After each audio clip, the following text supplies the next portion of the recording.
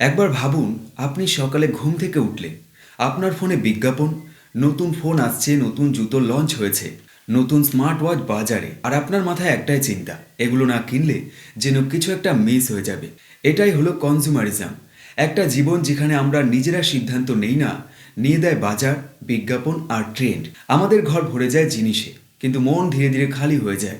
এবার অন্যদিকে তাকান, একটা ঘর যেখানে জিনিস কম কিন্তু মানুষটা শান্ত, কারণ সে জানে তার কাছে টাকা নেই, যেটুকু দরকার সেটুকু যথেষ্ট। এটাই হলো মিনিমালিজম। কনজিউমারিজম শেখায় আরও কেন, তাহলেই সুখ আসবে। মিনিমালিজম বলে সুখ জিনিসে নয়, মানসিক স্পেসে।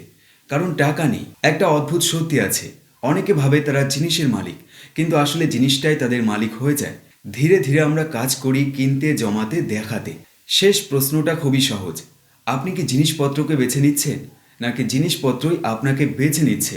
এবার কমেন্ট করে জানান আপনি কোনটা বেছে নেবেন। আমি তো মানসিক অশান্তিটাই বেছে নেব। দেখা হবে পরের একটি ভিডিওর সাথে, দেখতে থাকুন।